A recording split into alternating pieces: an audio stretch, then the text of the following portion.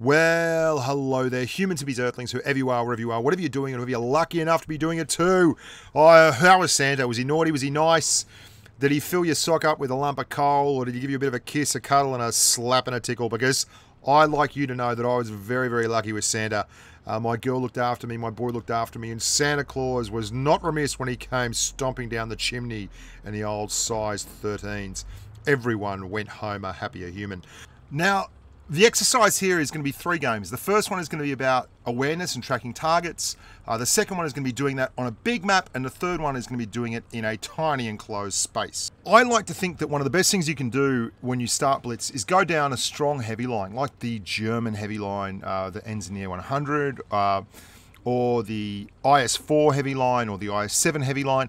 Basically, anything that's got a whole lot of armor and can teach you about angling and side scraping and all those kind of things, which you can do with the heavy lines, and they're more forgiving and they allow you to actually get a hold of the simple concepts that you're going to need and that you can apply as you progress down to more challenging tanks. Like, doesn't get much more challenging than running around in a bat chat at tier 10 at the moment with the huge doses of alpha that humans are likely to give out. Now, I recently did an E75 review. Now, this didn't make the cut in that because it's not actually quite a spectacular game or anything. But I saved it because I thought it highlighted one of the things you really have to start learning how to do, and that's track targets. Track multiple tanks in front of you when you put yourself in a bad situation, or at least just track tanks so you can make good decisions based on educated guesses and things like that. And that's exactly what you're going to see in this game. And it's more of an appetizer or an hors d'oeuvre than the actual main course this time out. Now, the E75 has a prodigious amount of armor on its bad German self. But what it doesn't have is camouflage. So I get stuck on this flank here, and I basically spend a lot of my time just dodging bullets and trying not to get hit by people. And you can see that. And yet, it's very forgiving because I've got 1,800 hit points, I've got a lot of armor, and I can move about the place well enough that I can put both those things to good use. I end up with a steel wall in this game, and it's more about the tank than me. But watch the targets that are in front of me. I get caught out in this flank. The IS-5 pushes up far too aggressively there into unspotted targets. There's a Borsig somewhere around here. There's an IS-8. There's a Conqueror on the right. There's a low-health T-34. There's the Borsig, goes flying past. And straight away you can tell that we have a lot of targets to deal with. And that IS-8 goes quiet like a submarine in Red October. One ping only Vasily, that IS-8 just hangs out like a Brussels sprout. Now, what am I talking about with progression of awareness? You can see how I'm now tracking all these tanks, and I've shot that T-34, that E75, and then I'm trying to get the turret back around quickly because I know there's tanks over here that could put damage into me, and I'm constantly viscerally aware of the fact that there's a lot of tanks here trying to shoot me. And I'm using the rock in front of me, I'm watching the mini-map at the top left, but it's not really 3-dimensional chess yet. It's not what you would call high-octane rocket fuel gameplay. And that's because it's an E75 and it allows me to get that feel, get to grips with it, and understand things. And this is why I like the concept of the heavy tank first, then the medium tank, and then the light tank in that kind of an order. And at TD, you benefit from the things that you learn in these tanks all the way down the lines. But the heavy tanks, the angling, you don't have the camouflage to readily scout and spot, so you are always about your angles and your cover and your hit point trades and everything like that. And that creates, it starts to feed that fire within you where you start understanding where you need to be on a battlefield, why you need to be there, and how you can best affect moving the map, which is what we all like to do. Now that Borsig's come out, we're going to switch up to HE, 128mm, keep our angles, edge them until we're behind a rock, and then we can get out quite comfortably. Dr. Blind's up there in the Conqueror. Borsig again, just angling up. He fires a bit of the premium ammunition. We put a wild one in, and we're still no better for knowing where that bloody IS-8 is, who's vanished off the map and gone very, very silent. And I'm suspecting that he may just be sitting up there doing his level best to tunnel because he knows where I am and I don't know where he is. Now we're going to have a look at this game, and that surely illustrates the purpose. Multiple tanks in front of me. I'm kind of alone on a flank. I'm angling, I'm dangling. I'm doing my best to keep a track of all of them. I fail sometimes. I don't fail other times. I make sure that whenever I come out, my angles are fixed as well as I possibly can. And then we go forward. Then I'm going to show you a game on Dead Rail with the Bat Chat, which is a far more metaphysical exercise where I've got to really think my way through the map. I take guesses, educated guesses based on who's spotted on the mini-map. I use my camouflage, I use my speed, I relocate, and I'll talk you through what's going on there. And then I'm going to show you the final level of progression, which you'll get to after you've been playing for a while, where you are in a super fast tank and you are using that mobility and your spatial awareness to stay alive in the middle of all the big angry nasties.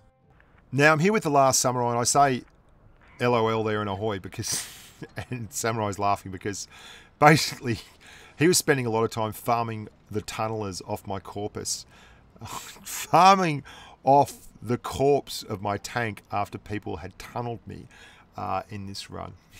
Said that to me last time, says Rhino. Yeah, there you go. They'll be coming for me.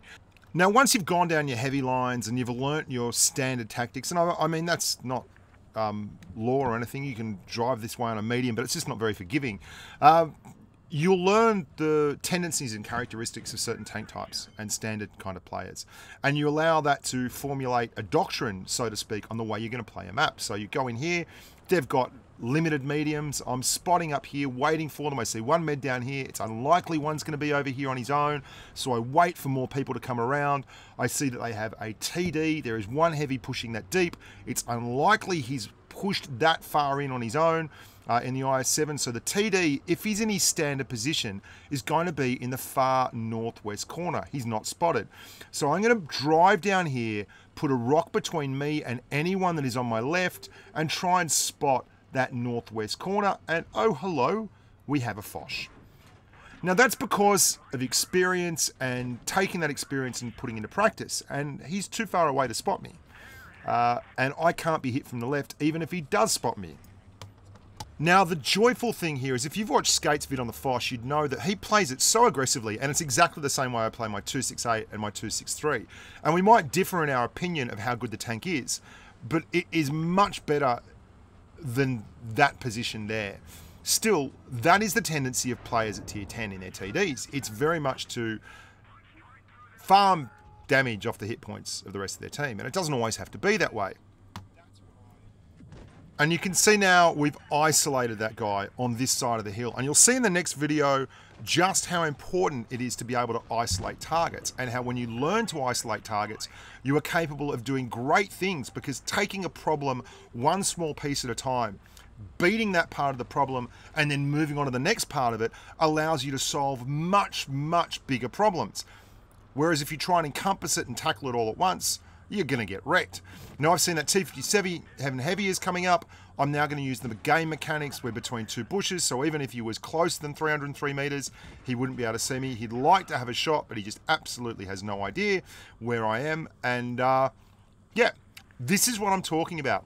Tracking targets. It allows you to figure out where people are, what position, and where they're likely to be, the position they're likely to be in. And then use your tank to take advantage of that. And the best players in the world are just so good at this and can do it on the fly. And it's why they lead tournament teams. If you have a look at a guy like Raikkonen, he is able to look at a map and see it happening while not losing track of his own gameplay, with 7 other guys in the team who, on the other team, who are very, very good and trying to take advantage of his mistakes when he moves his people around the map. I mean, that is next level chess, and I can't do that, but I can do this where I break it down to a simple maths equation. There's a one-shot Foch.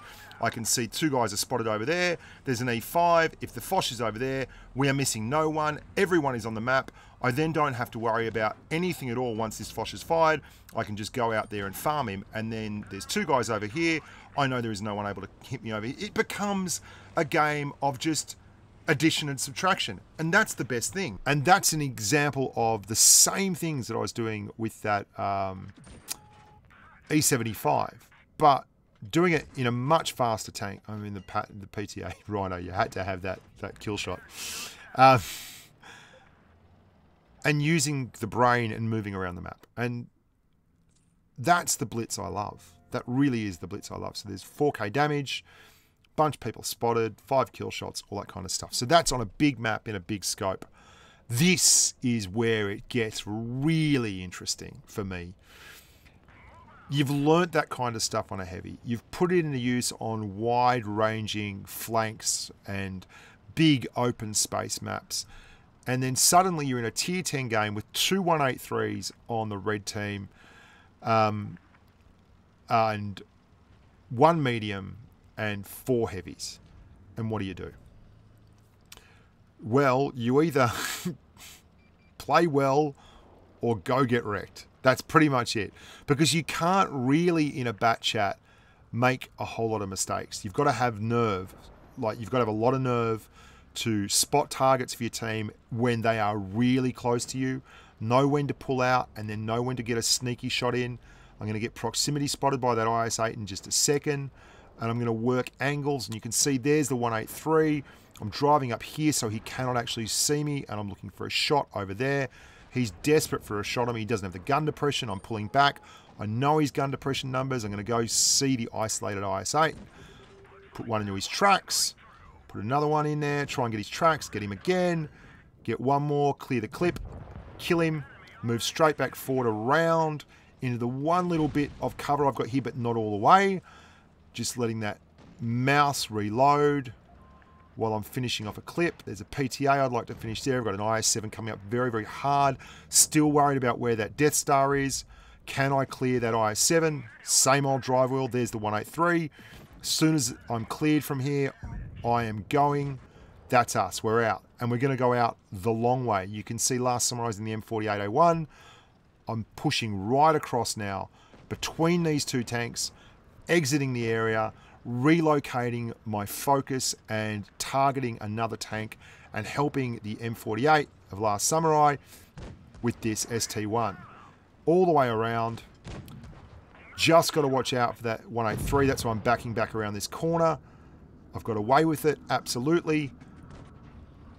May as well throw the last one in the clip before I go for a reload. And guess what I do here? We switch the point of attack again.